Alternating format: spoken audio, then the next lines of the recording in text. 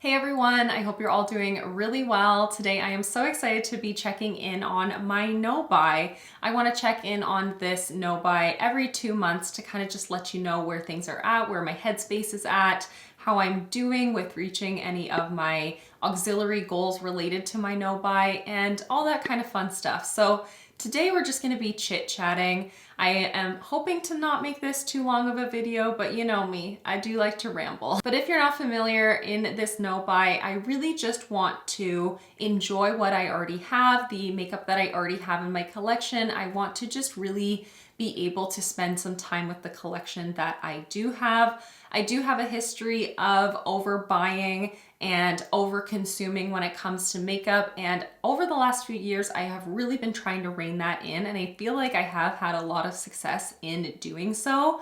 I've had a major shift in my mindset recently where I do feel really accountable for all of the product and all of the packaging that is in my drawers. I love and enjoy so many of the products that I have, so I want to just invest my time into what is already in my collection as opposed to bringing in and consuming more. Realistically, I don't even know that I technically need a no-buy at this point. I have had no interest in bringing any new makeup into my collection recently. I feel perfectly at ease with the collection that I have. Some categories I do feel a little bit overwhelmed by, and so why bring in more? I'm not doing anything too different when it comes to project panning this year as I have in years past, but last year and the year before, when I adopted more usage goals for project pans, I found that that was super helpful for me to rotate through my collection. So I am working on my rolling project 10 pan where I do have some usage goals in that project. It makes me feel like I'm getting really good use out of the things that I already have. Like an actual tangible number of uses is something that just feels so good to me and feels very successful to me. And I'm finding that I'm feeling really happy with this level of balance that I have somehow managed to achieve as of late. I know that isn't as exciting for viewers, but it does just feel more genuine to me, and I'm really enjoying, like, if on a particular day I feel like using a different bronzer from my collection than the one that I'm working on in my project pan, I have no semblance of guilt about reaching for something else, because these are all things that will go bad one day, and I want to use them while they're still good. Yes, it feels really good to use up makeup. It feels incredible to use up makeup because that takes serious work. But it also feels really good to know that there are things in my collection that are not being just underutilized and untouched. Like, everything has been touched as of late in some capacity. I've actually been rotating through all of my powder blushes as of late because I'm not working on a blush in my project pan, and it's been so fun for me. It has been so fun and really keeping me excited with the collection that I have. I find that if I am on a no or a low buy, when you hyper fixate on a small selection of products, the temptation to purchase can be stronger because you don't have that variety in your life. You want something new, you crave something new. So sometimes that feeling does come upon me if I have been working on my project pan items so often, and now I just go into my drawers to kind of fit that need, to fit that craving for something new. I'll pull a lipstick that I haven't used in a while, and I'll create a whole new look around that lipstick and maybe not even use anything from my project pan to create that look. It's been really fun for me, really fun to kind of approach project panning with a different mindset, approach purchasing or lack of purchasing with a different mindset, and I am feeling really fulfilled with my current state of my collection. I will admit there have been some launches that have really tempted me or have caught my eye. I would say actually not necessarily tempted me where I'm like, add that to cart right now. But there are things that have caught my eye and intrigued me and made me curious. And I will go instead to my existing collection and find something that kind of fits the bill for that and put it into practice and use it a handful of times. And that seems to dissipate that urge to purchase something new. And another thing that has helped me so much is actually a practice that I did really recently, and I did share it in a video. It was calculating how many years worth of makeup I have in each category of my collection. I took the average number based on my empties for the last 4 years. I calculated that average, And then I compared that in contrast to my number of products that I have in each of those categories already in my current collection. And I calculated how many years, technically speaking, I have worth of products in each category. And some of those numbers were just so large and so eye-opening that it makes me feel more satisfied with what I have, but also it makes me feel more motivated to not bring in more, because this is just way more makeup than the average person needs. It's way more makeup than my face needs. When I introduced this no buy, I did intend to not receive any PR for the months of January and February in order to give myself a really good kickstart and to really delve into my collection. And I'm happy to report now that it is the end of February. Today is the 25th of February when I'm filming this. I have not received any PR. I have had 2 opportunities that really did compel me for PR, but I opted not to allow myself to get into that realm because I really just want to continue to use the collection that I have, as I've said numerous times in today's video. Several of the products that I was anticipating to come in that PR opportunity would be base products, and I just have been finding myself really falling out of love with using foundation and even tinted moisturizers as of late. My skin has changed a lot now that I'm getting older, and I feel like things oftentimes can settle. Things can look a little bit more heavy, and I am really happy with the state of my skin overall and the feeling of not having anything on my skin as well. So I've just been finding myself not really that interested in foundations, and I don't need to acquire any more whatsoever because I already have many in my current collection. So that is something that I'm really proud to sit down and say that I have been really good about not accepting any makeup PR opportunities. It feels really good. That has been one of my hardest things to kind of remove from the equation, even through previous no buys and low buys. I was still accepting PR and then finding myself overwhelmed by the amount of makeup that I had. But even while feeling overwhelmed by my collection as a byproduct of receiving PR, the opportunities for PR just seemed like something that I should allow myself to give into, because it is a reward of building my channel to where I have and putting in the work that I have to this channel. It's like, it feels so good to have that recognition from brands, but realistically, with where I want my collection to be and the kind of consumer that I want to be, and even the type of channel that I have, there's no real need to bring in new makeup through PR. There just isn't any need at all. So I have stuck with that, and I'm feeling really good about that. I foresee myself not wanting to bring in PR for the next 2 months either, but I'm not gonna say that I have to not bring in PR for the next 2 months. I kind of want to test myself in this one. I want to test myself. We'll see. We'll see. Even though I have not brought in any PR and I actually have not purchased any new makeup, I still have 2 reclutters that I'm bringing into my life. This is a term that I started using last year when I decided to bring some makeup back that I had previously decluttered. And I'm doing the same here today. I really wish that that was not the case. I really wish that I had just not decluttered things and that I didn't have to bring them back in and own up to the fact that I'm bringing some makeup back into my collection. But here we are. This is what's happening. So let me set the scene for you, and then we will talk about the products that I have brought back into my life. So in this house, we have very small closets. It was a very old home. So everything in here is just smaller spaces, smaller closets, a lot less accessible storage as well. So anything that goes into my closet generally goes in and I don't see it again. Like, unless I'm actively looking for it, I don't see it because it is just kind of overwhelming. It has been something that is a problem area for me ever since we moved into this house. I don't know how to keep things organized in there. I don't want to leave things out either, though. I like to have stuff kind of away and out of sight, but then it goes out of mind. It really does. And I had this box of things that I had decluttered in my declutter almost a year ago, of things that I was fairly certain I had a home for or I had intentions of giving to someone. It was only 4 items, but in any case, I found that box and I was like, I felt so shamed and so guilty that it's been sitting around in my closet for all this time, and realizing that it's been almost a year since I did that declutter, probably like 10 months. I don't really think that it's suitable to give these things to someone else now because they already were kind of old.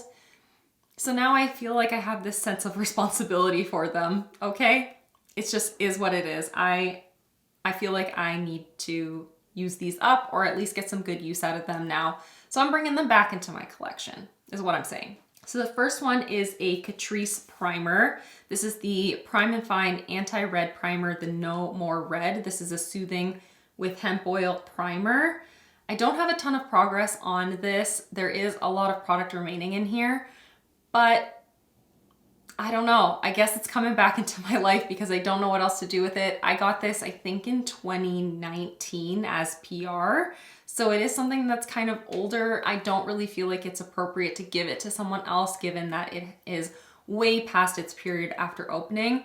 But I can't just throw it out. I can't. I just can't. Physically cannot, mentally cannot. Yeah, it's coming back into my life. I'm also bringing back in my Essence Pure Nude highlighter. I have gone in serious phases with this product. I used to really enjoy it. Then there was a time where I really didn't like it. Then there was a time where I kind of liked it again, and then I really fell off of it, and that's why I decided to declutter it previously. I just was not jiving with it, and I just didn't enjoy it. But since I found it, I have tried it out a handful of times, and I like it now. I'm back into the groove with this one. I've been really enjoying it, and it is something that I don't have great progress on, but this is so old. I bought this many, many, many years ago. So I just don't feel like it's appropriate to give it to someone else, even though there is a lot of product remaining in here. It's just so old. It just doesn't feel right to me. It works for me now. I actually have been really enjoying having it as a part of my collection since I found it again. And it kind of fits this desire of some of the more recent launches of highlighters, which are having a resurgence. It really does make me kind of feel like I have something new, even though it's not technically new. It gives me that sensation again. So I'm happy that I'm able to kind of feed that desire with some things that I already previously owned, technically have owned the entire time, but never ended up passing off to someone else. So these are coming back into my life. I'll never finish it up, but I would love to get more use out of it before it ends up eventually having to be trashed. I think the most fun kind of element of this no-buy for me is that I don't have a specific time frame. I'm not setting this as 6 months or a year, whereas previously I've kind of allowed myself very specified time, so I knew that I could be making a wish list or setting up kind of my plans to purchase for this day or this season or whatever. That is not the case this time around. The driving factor of how I can complete this no-buy is through makeup empties and pans. So I need to finish up 23 items from my collection and hit pan in 5 face or cheek products, not eyeshadows. And so that is something that is proving to be a little bit more challenging because I am rotating through my collection, because I am setting usage goals in my project pan. And I'm okay with that. I'm actually really enjoying that I'm using things more wholly and more thoroughly, and I'm just enjoying my collection as it is. But I do have a couple empties to share with you today. So I am on my way to reaching that goal, but I will just say I'm nowhere near reaching that goal. I've only finished off 2 makeup products since introducing my no-buy since the very beginning of this year. I've only finished off 2 products. I have finished off the Pacifica Vegan Collagen Fluffy Lash Mascara. This is one that I had opened at the beginning of November of last year. And so I used it for an entire 3-month period. I finished it off at the beginning of February, and I kind of stretched it out. Actually, I really wanted to push it to be open for exactly 3 months because this is unfortunately a formula that seemed to have dried up very, very quickly. So at about the 2.5 month mark, I found myself having to stick it in my armpit to warm it up when I was doing my makeup, or sit on it to warm it up to get more product onto the wand. I was finding I had to really build it up to get the kind of impact that I wanted as well. And I was pairing it with a mascara primer to get more impact as well. So this is something that I do have another one of because I did receive it in PR from Pacifica at the end of last year, but not really a favorite in my collection. But that was the first empty. And then the other empty is just a deluxe size sample, but this counts. This counted as one in my makeup inventory, so it counts as one in my empties now. This is a mini size of the Kosas Air Brow. This was just a clear brow gel. Didn't love it. Didn't love it, but man, oh man, did this tiny little sample go on for forever. Like forever. This contained only 0.06 ounces. And I opened this in August and only just finished it like a week ago. And I was using it very regularly. Like this was my one and only brow gel for the majority of that time. So this lasted me quite a long time. I did actually try to take the stopper out of this and I can't get it out. The wand is not actually getting evenly coated in product, so I can't really get a nice application of this. And I did not love it. I did not love it, so I'm just ready to say that this is an empty because virtually it is. And it has gone way farther than I ever would have expected. With this product in particular, I just didn't love the results that it gave my brows. I found that it would hold things in place decently well, but then there was this certain time in the day where it would just become super flaky. Like everything would fall and the product would actually just like flake in the front of my brows. So it always looked like I had like dandruff in the front of my brows, especially right here. Maybe because I touched that area more, I'm not sure.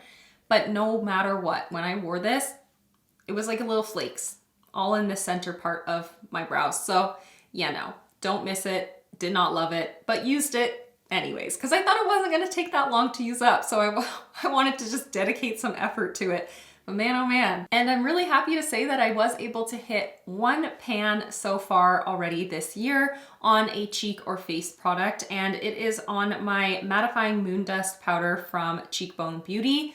This completely blindsided me. I was not expecting this pan to happen whatsoever, so it was like a really happy kind of moment for me that it managed to happen. I hit pan right smack dab in the middle of this pan.